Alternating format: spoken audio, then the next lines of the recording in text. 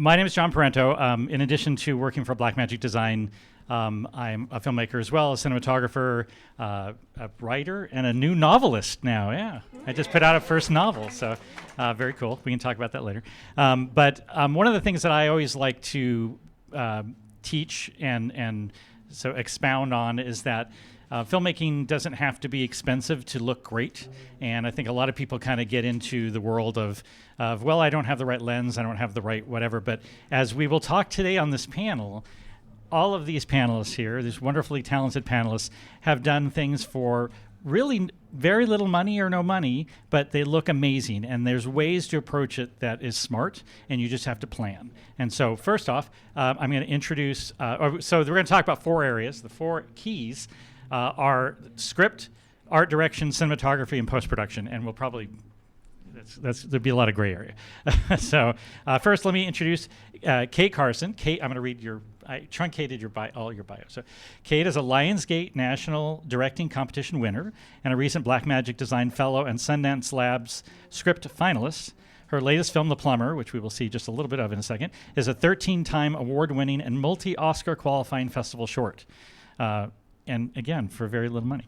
Carson has a 16-year background as a naval intelligence veteran and a civilian detective and police officer as well. So welcome, Cate. Let's just be creative with this, and let's look at a piece of each of their, unless I can't make it work. So I should have gone to that. So. Am I in the way? No, I don't know. It should be hitting that remote, but just hit that button. Okay, and one more time.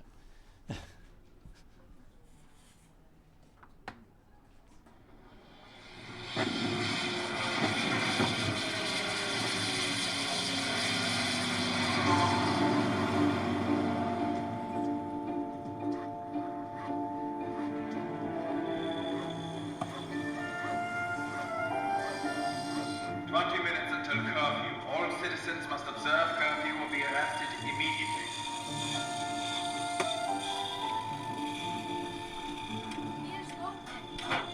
Here's Lopez!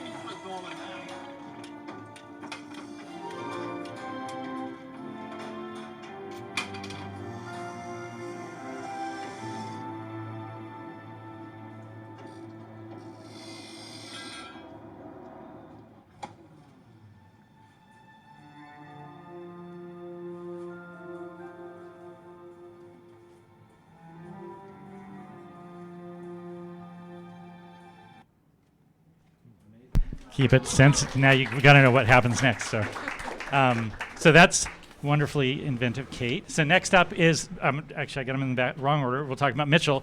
Mitchell is a filmmaker and a music producer based in Los Angeles. His band's debut single "Cozy" earned millions of streams and a top 10 most played spot on SiriusXM Chill. He directed its award-winning sci-fi music video, which we'll see a little bit here, with minimal crew and budget. That's an understatement, by the way. Minimal crew, too. And has since been directing commercials and music videos. His new album, Imprint, is set to release in the fall.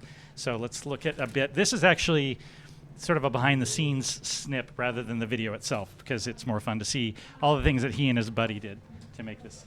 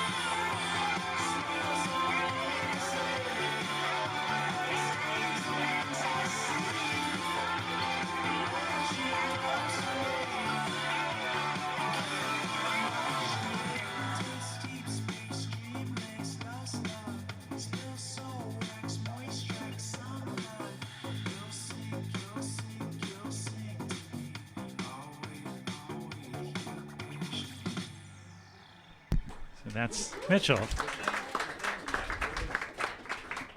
And then we'll talk about Sarah in the middle here. Sarah Pierpont is a 2020 American Film Institute Cinematography alum, a 2022 Panavision New Filmmaker Grant recipient, and a 2023 ICG Emerging Cinematographer Awards winner.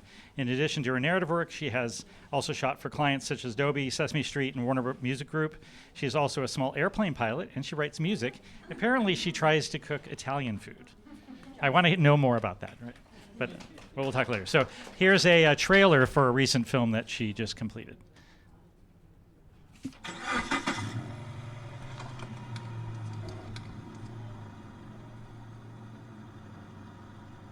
Okay. Looks like you could use some help. No, I'm good. Thanks. Sure? Not doing anything. I can give you a ride. I'm actually meeting someone, so, I'm all good. Thank you.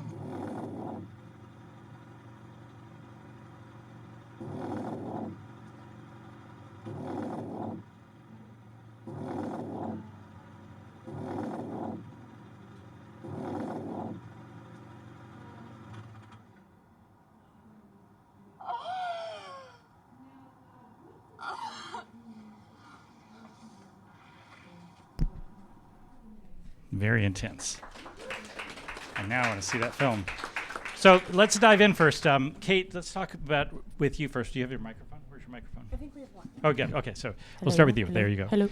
So, Cate, we were talking about the inception of your project, The Plumber. You said the script was a major component of planning, because I imagine you really got to manage what you put in the script. Otherwise, you're going to fail to visualize it well on screen. Is that true, or how did you approach that? Well, a little bit of background information. We did this in October 2020, which, as you know, was the worst. But it was also during the brownout in LA, so that made it doubly fun. We initially had a different project, and because of COVID, we sort of landed on this idea, which sounds crazy, but we felt like with this particular story, we could do it with less people. So this one required, only 4 actors maybe are in it, the whole thing. So that was the biggest consideration. And I had come across this old story that I had saved, somewhere in one of my 20,000 places that I make notes of ideas for films. And initially the idea was, okay, she's going to a gate and she's driving her truck and she has a dog, and we were basing it off of Irina Sendler, who was a real historical figure. If anybody any of you know about her, she and her network rescued over 2,500 children out of Warsaw during that time, and they did it through various means. And so we sort of had to whittle that down to what is something we can shoot in LA, the worst, but what is something we can do on low money, no people, during COVID, all of these considerations. And that was one of the ways that we sort of ticked off and said, okay, well, we think we can have her do this, and she's walking around and she does the thing, and she's not just walking around the whole movie. But yeah, that was, really a big reason why, was sort of starting from those limiting conditions and then working our way backward. And I think between cast and crew, we had 8. So 8 people, yeah. So your efficiency was sort of forced on you because of timing, but obviously that still turned out very well. Your art direction is stunning. How did you manage that and make that look so good for? So I was the production designer and the cinematographer and the director and the writer and costumes and all those things, right? And so we had, the producer who also filled a lot of roles, and then we had a few friends that kind of came in. One of those people was a friend of mine who was helping sort of age props with me. I would say, first of all, don't be afraid to use the prop houses. Like, I know they can be scary, and you think, oh, it's going to be too much money to use them, but we did use a great prop house in LA. We rented really key pieces and then sort of built other things around that, and de-aged a lot of stuff ourselves. So, buying linen curtains off of Amazon And then, you know, I would stain them and soak them and wire brush them and do those kinds of things. So it did take a lot of prep for that stuff. But I think that is the big difference between when you see a period film that doesn't do those things and everything looks new. We can all recognize that, right? So a lot of time was spent doing that, and I had a friend who was helping me with our own little shop in the back kind of do those things. We created the toolbox and aged it and painted it and like created the false front and all that stuff. So it was a lot of building ourselves. And then, like I said, getting those key pieces from the prop house and building around that. So like I rented an old bicycle, I rented a few crates and things that I knew I could bring from, you know, one scene to maybe later in the film into another scene. So we were repurposing them, but just in a different way. And just being really frugal with that $1,500 spend on art. We did spend a little bit, our whole budget was $8K, so. Yeah, it's almost impossible to do a period piece without spending a little bit of money, but Yeah. for a period piece, that's not very much. So, And then I did want to just add real quick about the locations, because that was a huge part of it. And I don't know if you want to talk about locations now. Okay. So when she goes into the house, that was a place that we found. First of all, we were like, okay, we're shooting in LA. How are we going to sell Warsaw for LA, or LA for Warsaw? And so I had sort of written like, okay, she goes into this place initially. I said, we're going to figure out what that place is and where that baby is going to be hidden and all that once we do location scouting. We happened to come across a burned house that was for rent. Very sad story. This family had grandparents that were living in one of the houses on the property. A fire broke out in the ceiling of the house, and they actually succumbed to the fire. But the rest of the house was still usable, was still good. It was just really the ceiling that was burned, and then you had smoke damage. So we were like, I'm so sorry, but this is amazing. I'm gonna take it. We'll rent this, and they give us a really good deal. So it was finding places like that. The first place that she goes into was a garage. And I was like, oh, okay, we got barbed wire here. We've got this excellent gate that she can walk through, and just some sort of alleyway that we sort of repurposed for this. So it's really being able to be nimble with your locations when you're working with such restrictions, and being a little bit more open to what can you do, and not really saying, okay, I'm going to write, which is what I'm doing now, an air traffic control tower, and we're going to use that. Maybe just being a little bit more open in the scripting process. Yeah. great. So let's go to Mitchell on that point, because Mitchell, you had to do a lot of planning to make sure that you got what you needed. Yeah. In all those, because you were out in the middle of nowhere alone. So talk through that process of how you planned your project. Well, yeah, and most of what you guys saw was BTS of Zach and I in the goofy moments in between it. This is sort of where you write yourself into a corner when you say, I want to go make a music video in the snow, the desert, in mountains, and in the jungle. And we're going to do all those spaces in one kind of go with two people. And I remember us sitting in a hotel room as we were kind of at the first spot, and we were just dying out in Ho, and because we were having to string things through trees to float this diamond, and we basically just kind of had to look at each other like, this is going to take way longer than what we thought. But luckily we had the equipment, and again, it's when we didn't really know what we were doing. I'd gone to film school at Notre Dame, and we knew what we were doing to an extent, but we had a pocket 4K, a jib, and a dolly, and a drone, and we're like, let's see how this goes, because it was also actually during 2020 when we shot it. So it was just the two of us, and it was hard quarantine. So, yeah, I think everything about it, at least like when John asked me to be on it, the more I thought about it, and as I'm approaching shooting a short film right now, it matters what's in front of the camera.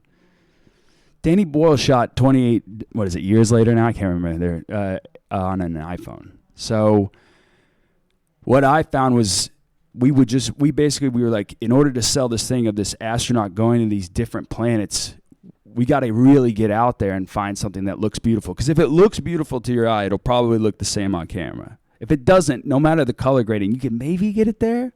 But even when we were looking at raw dailies, which most of that doesn't have any color on it, we could tell we're like, this is going to be great.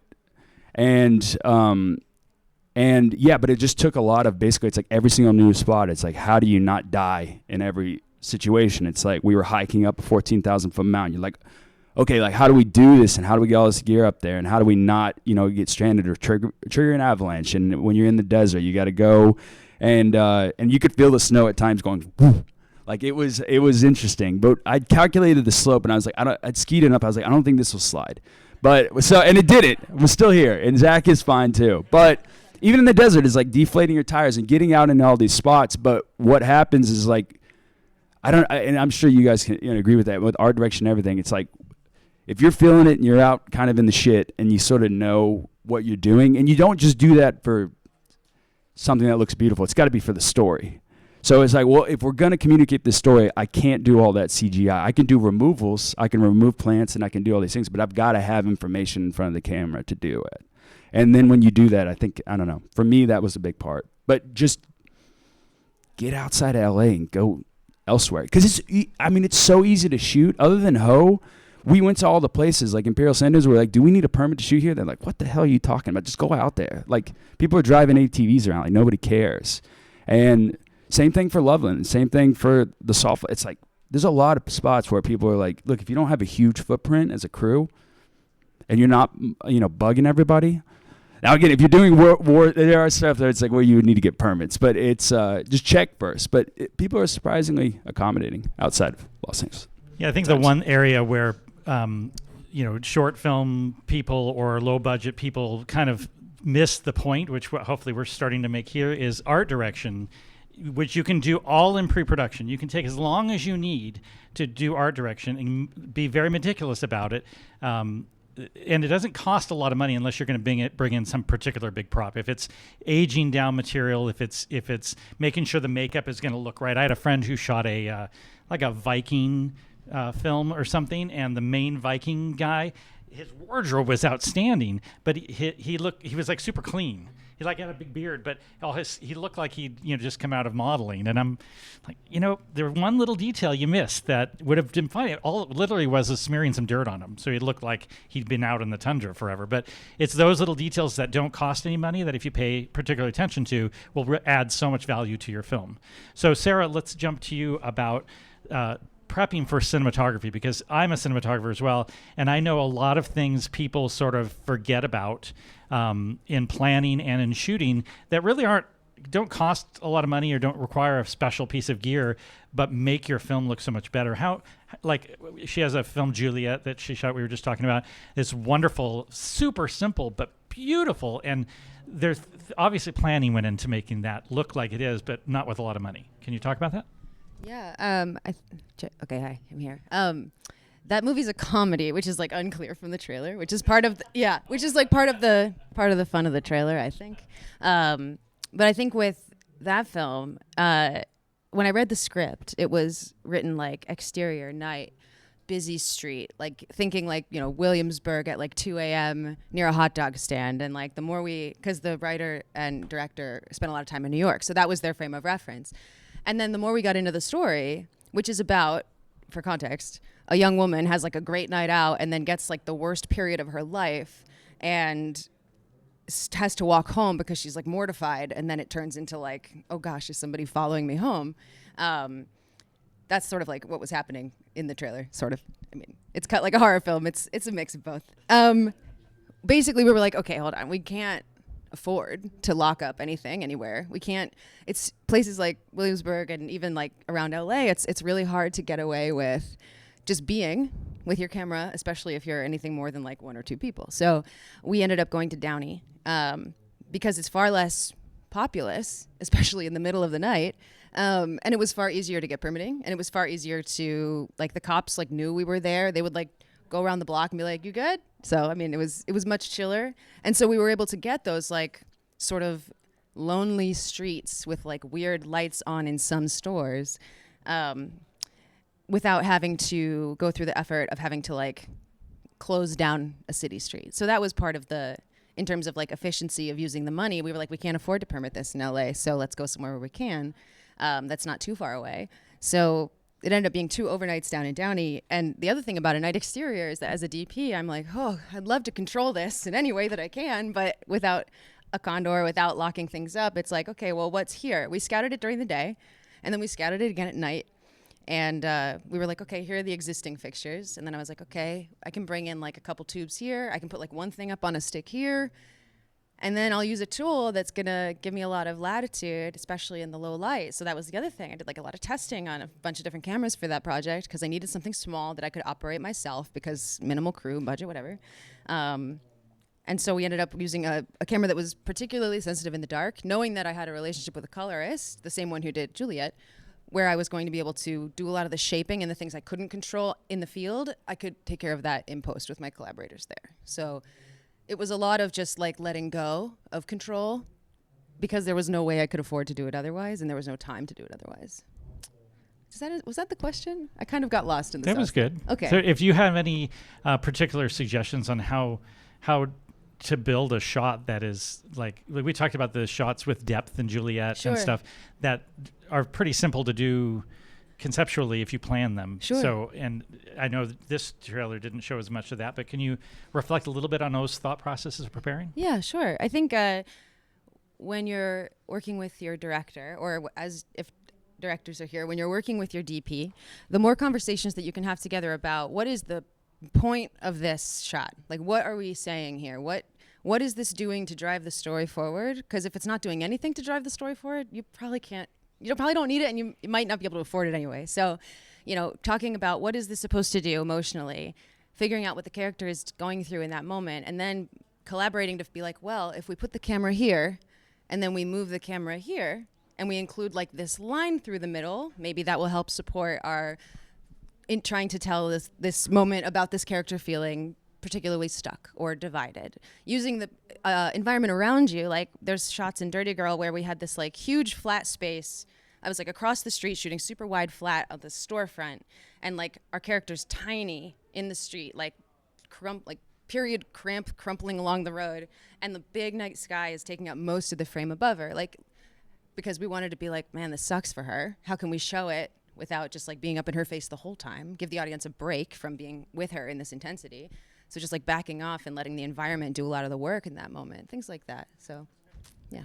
Very cool. So the other thing that you can think about when you're building your films and your shots is something that we see, I know particularly in Mitchell's project and Cate, we'll talk about Cate's first, is she uses a little bit of visual effects. Now, obviously, the best way to get into a scene or into a project is, a wide establishing shot. So you set up the world. You actually, Cate, chose that visual effect, which can you talk about how that came about? But it's great because it sets the tone. You see a World War II fighter plane going by, and it immediately sets the tone for where we're supposed to be. So if you can talk about that, choosing that. Yes. Okay. Is this not good? Did you steal it from somewhere? Sort of. So there was actually, sort of, not really. I sort of reached out to the people. That is, a test flight. They do those with those old planes a lot. I can't remember if this one was a military connection. It was in my little background or not. But I was like, hey, I just need like a little bit of this. Can I just sort of do some magic to this and use it myself? Because of course the original shot looked like shit because it was on YouTube and just like somebody's phone. So we still did have to do some work to it to put it into this world. But yes, that one was a result of that. And then the truck was actually a model. So that was very fun. I was like, oh, I'm working with models now. Like, we're doing a real thing.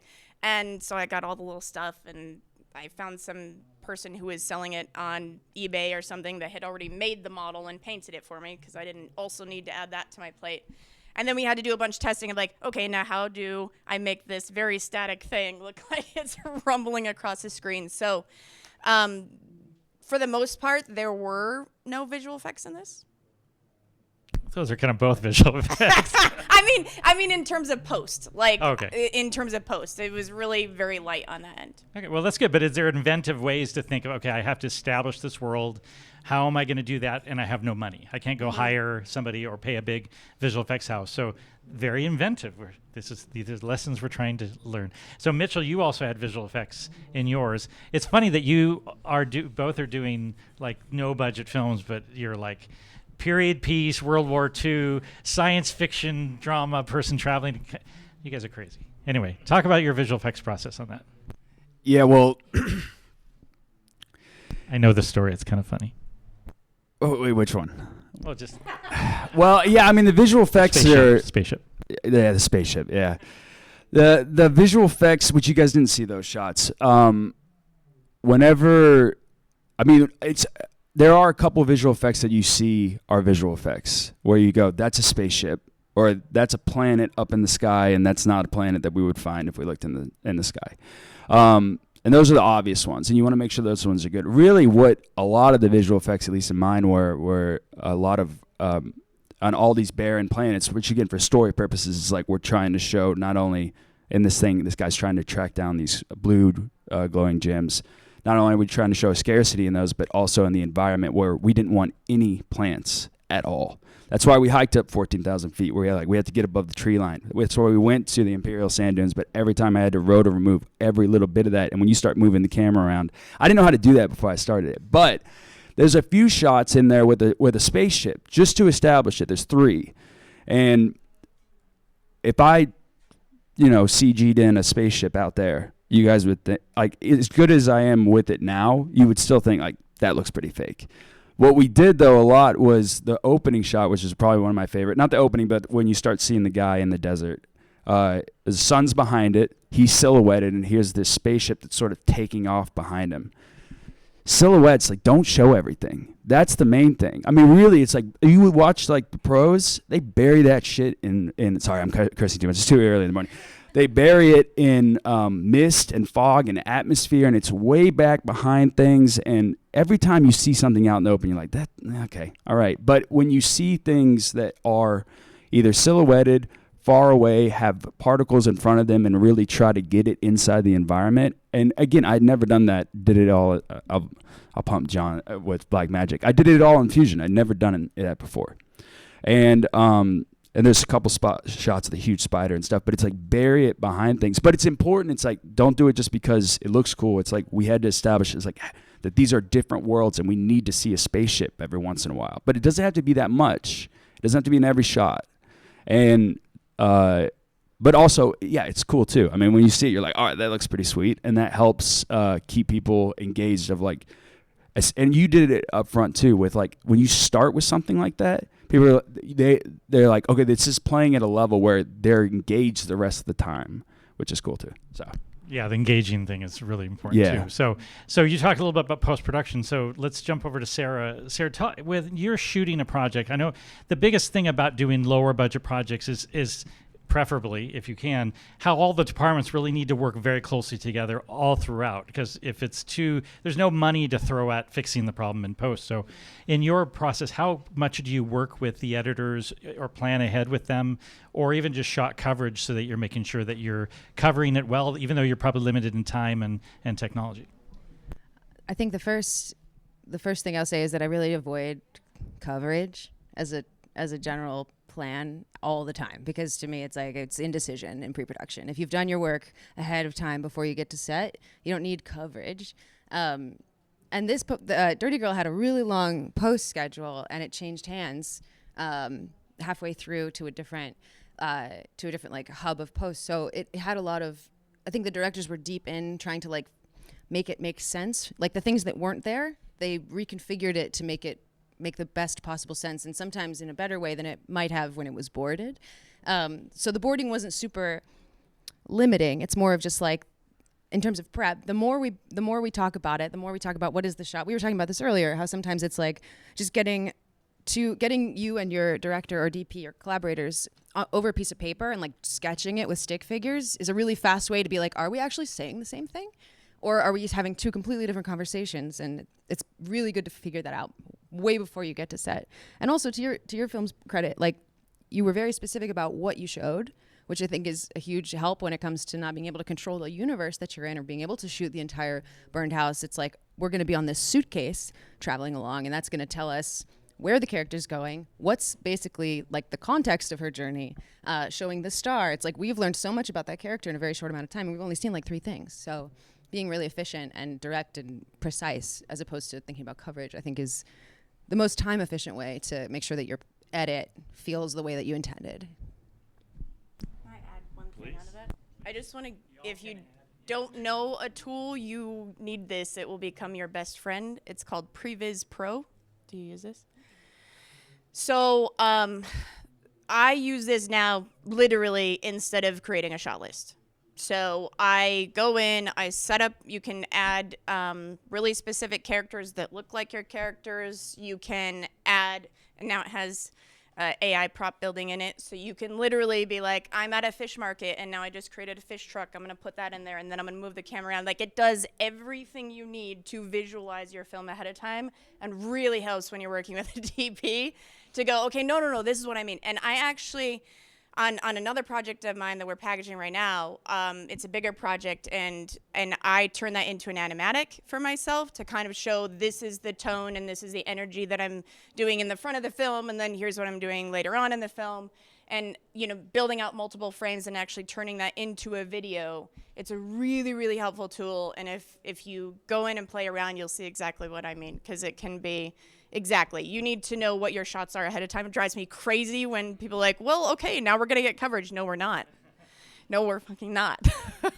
We're going to do this instead, and this is what the film is going to be, and it will really help you in post, too, because then you know ahead of time this is essentially what the film is going to be. It's not to say you're cutting out any collaborators, right? It's not to say, like, you're not going to still work with an editor, but just really being thoughtful about all of that ahead of time instead of saying, well, I'm going to get this shot and then I'm going to move to this shot. And please, for the love of God, if you're going to put a drone shot in it, there should be a reason for it. Don't just make stuff look cool. Motivate everything, which she already talked about. So, Yeah, so 100%. And that's dead on in terms. And another good one for, especially for DP, Satellite 3D. It's incredible. Set-A-Light, SETALIGHT 3D. It has lights that are photo accurate. So basically, and it's got ARRI, like it's got Titan tubes and everything like that built into it. And if you light it in there, you can build 3D sets. I do 3D for every single thing, and I do the same thing where I basically make an animatic for myself. Because if you know what you need to get, not only are you going to be more efficient in terms of how the equipment that you bring, it's like you didn't need to bring the dolly today. If you figure that out ahead of time, and then it also gives you time to hang back and be like, what does it look like on a 50 millimeter? What does it look like on 75? Oh, maybe I want to shoot this anamorphic too. Like, it's like, I was going to do this 2-4-1, but that's bad because really I need the verticality of like a 2 or something. And storyboard stuff, seriously. And it's great because you can literally, I mean, I shoot lasers around rooms and try to figure it out. And at least that gives you a plan so that you can divert from it on the day if something inspires you. But I've had times on commercial shoots as well and music video shoots where it's like, okay, art department took 4 hours too long and I got 3 hours to hit 30 shots. And at least you can go, okay, we're shooting the boards. Because if I do that, at least I know I've got something. Because everything's going to go wrong and you've got to be able to just sort of still try to get the best performances. All of it, everything behind the camera is like, making sure that you have time to play with the actors in front of the camera and get the best stuff from them. And everything else, it is either going to help you do that or hurt you do that. And I think even simplifying, there's things that come that are really nice with a low budget. It's trying to move it's like a race car, or do you want to try to move an 18-wheeler? It's like one of them, they have their pros and cons for each, but if you're driving a race car, drive a race car, but make sure you know where you're going GPS-wise and don't just be out there flailing around. Can I add one thing? These are both incredible points. I think that if you're a kind of person who actually doesn't love storyboards and doesn't want to be beholden to a structure, that's a valid approach too. But still doing the work in prep is going to save you, as Mitchell said, like the more you know it intrinsically before you get to set, the easier it is to be like, fuck this, I'm out. We're going to do something completely different because now that I'm here in the space with the people, I like feel it differently. And that's so fine and so great. There's one more app that I would recommend as a tool that I think is also maybe like $0 or maybe 99 cents called Cadridge, which is a great tool for scouting and pre-visualization, where you can basically put in your camera, you put in your lenses, and then you can just like go to a space and be like, this is Cadrage. It's a lot. It's just like Artemis, different Artemis version. Artemis Director's Viewfinder is a similar tool. They both are great. I think Cadridge is fewer dollars, but they're both awesome. I don't work for either of those companies. But basically, you can take your phone and you can go to a location and be like, oh, like what if we put it here by this rock? Or like, oh, what if this is this height? What if it's this height? Oh, what if it's longer? What if it's shorter? Like change the lens. So change your aspect ratio, all these things, so that when you are looking at the locations for the first time, you have a sense of what it will feel like field of view wise in the lenses that you have. So you're not like, wait, this felt different in my eyeballs. Yeah, and as new filmmakers too, if you are new filmmakers or you just haven't worked with a DP, for example, or vice versa, Shot Deck is a really helpful tool too, because it gets you kind of on the same page, picking what a style looks like. What does a close-up look like in one person's mind versus the other? And then doing some research about how to achieve that. You know, is that, okay, that's shallow depth of field. Okay, what kind of camera am I shooting? What are the conditions? How can I achieve that? But at least Shot Deck gives you kind of a common language, if you can share that with the director or vice versa, so that you know what each one's expecting and you kind of have a target to shoot for. Do you guys use Shot Deck as well? Shot Deck rocks. You mentioned field of view. They might be a sponsor here, by the way. I don't know. Thank you, Shot Deck. I don't know. I didn't know that, but I'm just saying. You mentioned depth of field. Can I make a comment? Please. So one, just so you know, we're talking about wanting to go there. I love depth of field only because, not because it's always required or shallow depth of field, but because many people don't know about it and how it can help you or hurt you. Sure. Depth of field is a wonderful tool that's at your disposal as a storyteller, because in addition to, you know, what we've seen a lot of, especially like in the very early days of like the 5D Mark II, where it was like, oh my gosh, you can blur out the whole background. Like, this is a very cool technique, but you can also use it to your advantage in terms of budget and production design, because if you don't have the money to show us the whole background, you can show us a little bit of the background and make the rest smooshy. Like, these are things you can use not only as narrative tools to like isolate a character, for example, or conversely, like show the entire mountain range with a massive drone that's pushing through. That shit is so cool. This is like totally something you can control and use as a technique for talking about your characters on the screen, as well as protecting yourself in terms of what people see on the screen. Yeah, the worst thing to do, unless obviously it serves the story, but most people it doesn't, unfortunately, is shooting a person against a wall. You know, it's just oh, my space was small. Okay, well, maybe just you can pivot the camera and drop the background that you don't like out of focus a little bit, but it gives you depth. It gives you focus of character. So if it's a close-up on a character and you want to focus on what they're saying, drop the background out of focus and utilize that both for budget and for style.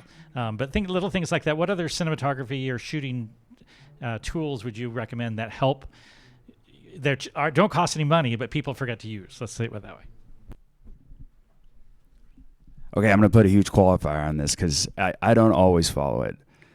And there's plenty of people who do it who are pros. And because I like Captain Phillips, I like handheld style. For me, the thing that I found, I know. And it's like, but like, it's like, there are, you know, the Safdies do it great.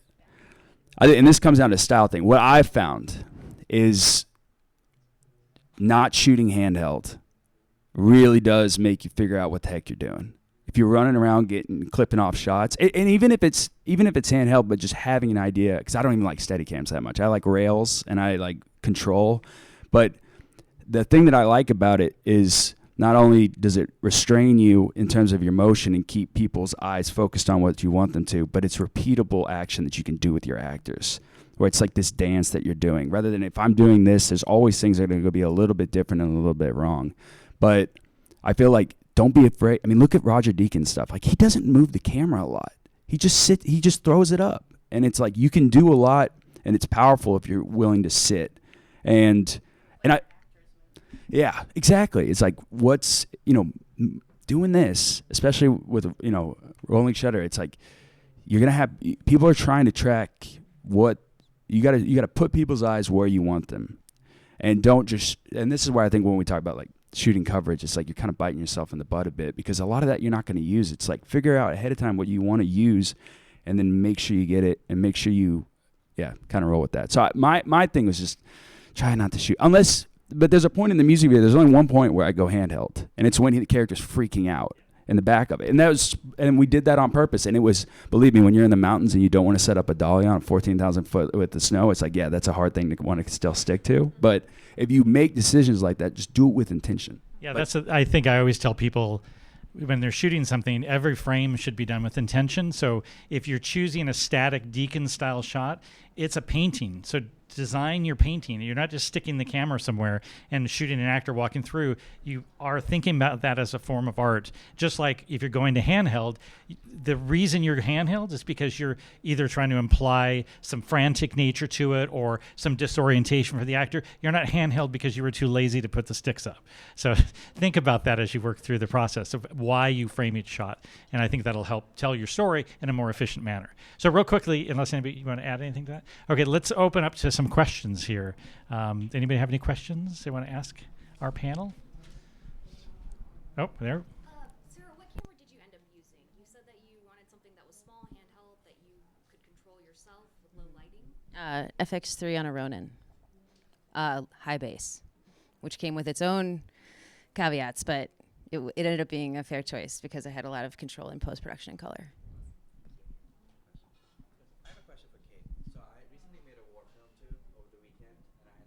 Just over the weekend. He did. It's actually really good. We had like 13, 14 people, and I was freaking out that we would have need more. You did with 8. Can you explain like who those 8 people were from one cast? Yeah. I can't even imagine having 8 people. It was not typical for us. It was just because of the conditions. But I sort of come from a competition-based background, the Lionsgate stuff, Project Greenlight, all that, where we had to start being really resourceful in a short amount of time for low money. So that helped going into this. And it also helps to get out of just being a director and learning all of the departments, or else I wouldn't have been able to do production design and costumes and be the DP and all of those things. So that's the first thing, is just always just constantly learning. If you're not learning every day, that's a problem. Whether it's watching something, studying something, going online, reading something, watching other people's work, any of that. And then on the set, so I did those things. The producer was the editor, the DIT. For half of the set, he was the gaffer. We actually brought in another gaffer for the heaviest days where I had a really kind of complex lighting plan. But for more the natural stuff when she's in the house, we were using a lot of the windows and bounces and fills and things like that. So I didn't need as many crew on that day. I think that day when we were in the house, we had 6 hours to shoot the house.